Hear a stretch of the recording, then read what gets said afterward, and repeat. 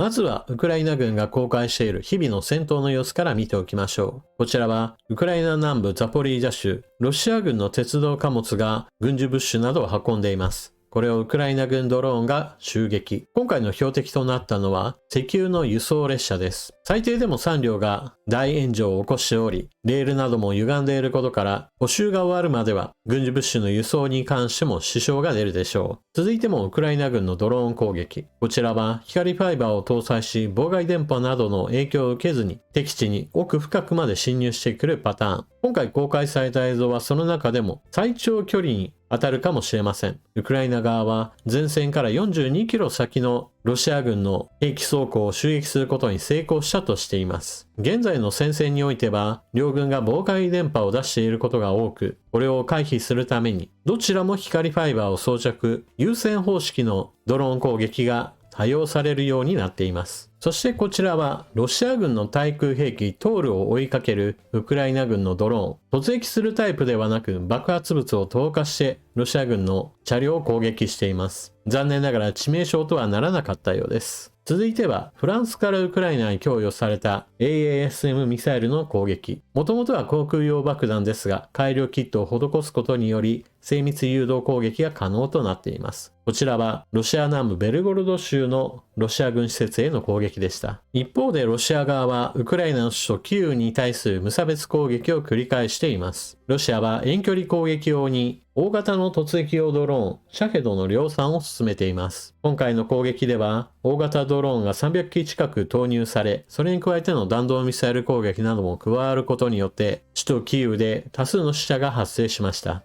また、元ロシア大統領のメドベージェフ氏は、現在のような各国がウクライナ支援を続けるようであれば、ウクライナの今後はこのようにするという地図を発表しました。こちらの地図では、ウクライナの東部南部、クリミア半島については完全なロシア領とし、赤く塗られている部分はヨーロッパ各国との干渉地帯としてロシアが占領。ウクライナ政府直轄領については水色の部分にほんのちょっとだけ残してやるというような図を示しています。プーチン大統領は公式にこのような地図を承認してはいませんが、狙いとしてはまあ大体こんなところだというのを示しているのでしょう。皆さんごきげんよう、上川薫です。今回取り上げる話題はウクライナ情勢。東部南部では前線での戦闘は一向に止む気配もなく、そしてロシア軍は前線を飛び越えた一般市民に対する攻撃をひたすら繰り返し続けています。このような状況からプーチン大統領に戦争をやめる気が全くないということは、結構明らかだとは思うのですが、そのことにようやく気づいたみたいなことを言っている人がいます。そのようなことを言っているのが一般人であれば、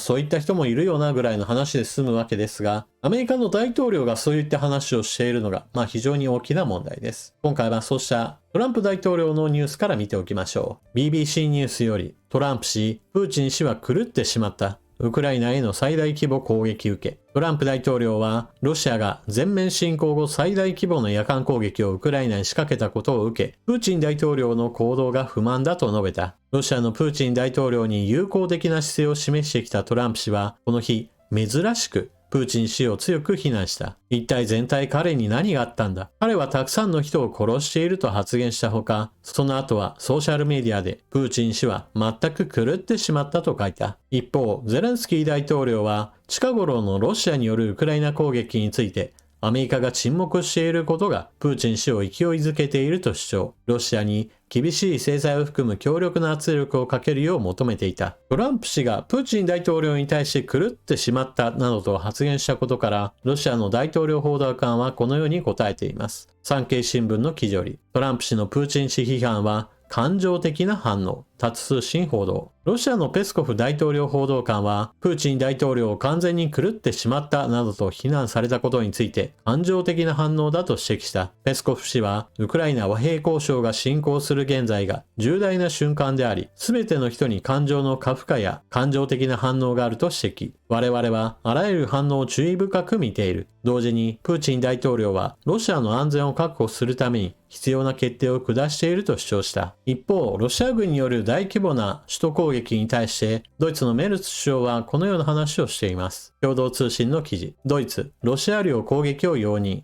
圧力強化へアメリカ、イギリス、フランスと同調。ドイツのメルツ首相は、ロシアの侵攻を受けるウクライナに対し、供与する長射程兵器でロシア領を攻撃することを容認した。アメリカ、イギリス、フランスは、長射程兵器を供与した上で、ロシア領攻撃を認めており、ドイツも足並みを揃えてロシアへの圧力を強める姿勢を示した。ドイツ製の長射程巡航ミサイル、タウルスが念頭にあるとみられる。メルツ氏は、ウクライナに供給する長射程兵器の使用にはいかなる制限もないとした上で、ロシア国内の軍事施設を攻撃することで自衛が可能になると訴えた。ドイツメディアによると、ゼレンスキー大統領はベルリンを訪問し、メルツ氏と会談する予定。28日、タウルス供与について協議するとみられる。また、メルツ首相に交代してからのドイツには、ちょっと動きの変化も見られています。ドイツ軍リトアニアに展開。対ロシア戦後初の国外常駐。NATO に加盟し、ロシアに隣接するバルト三国のリトアニアで、ドイツ軍の部隊駐留が始まった。駐留部隊は5000人規模となる見通しで、国外常駐は第二次大戦後初めて。ドイツのメルツ首相は、リトアニアの首都で開かれた発足式で、NATO はドイツを頼ることができる。私たちは責任を果たすと述べた。ウクライナ侵攻を受け、NATO は東部の防衛強化を進める。トランプ政権がヨーロッパの安全保障への関与に消極的な姿勢を示す中、メルツ氏は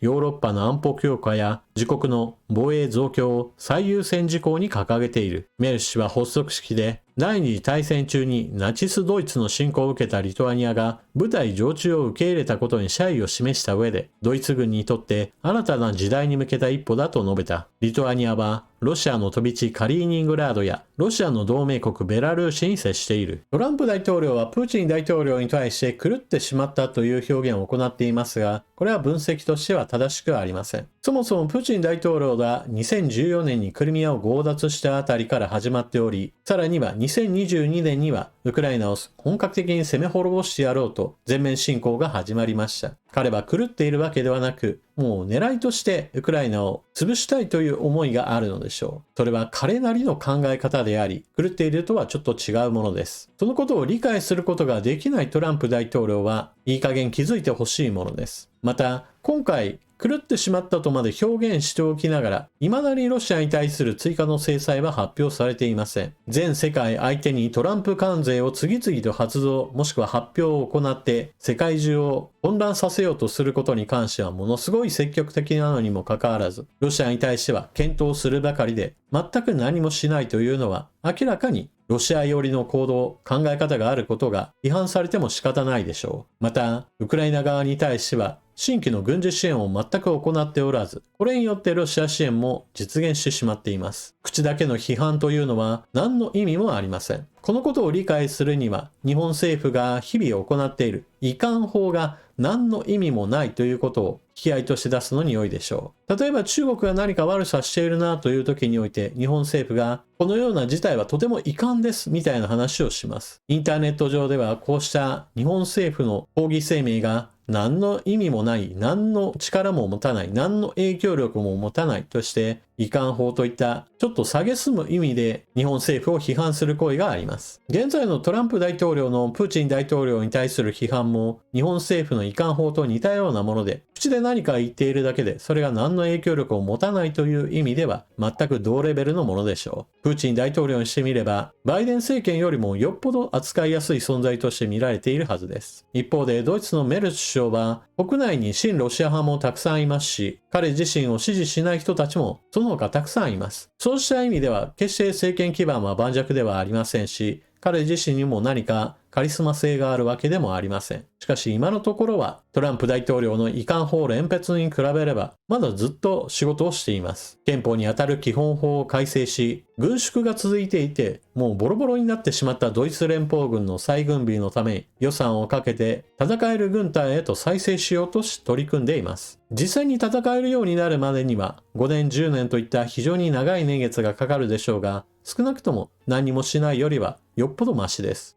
引き続きトランプ大統領がプーチン大統領にコケにされながらも全くそのことに気づかないで遺憾法だけを連発するのか、それとも資源されていることに気づいてロシアに対する追加制裁やウクライナに対する軍事支援を行うかどうか、今後も注目していきましょう。残念ながらトランプ大統領の行動次第でウクライナ情勢はまだまだ大きく左右されることとなります。それでは動画を最後までご視聴いただきありがとうございました。チャンネル登録していない方はぜひともチャンネル登録よろしくお願いします。そして動画を見終わったら評価ボタンのクリックとあなたの感想コメントよろしくお願いします。それでは次の動画でまたお目にかかりましょう。またね。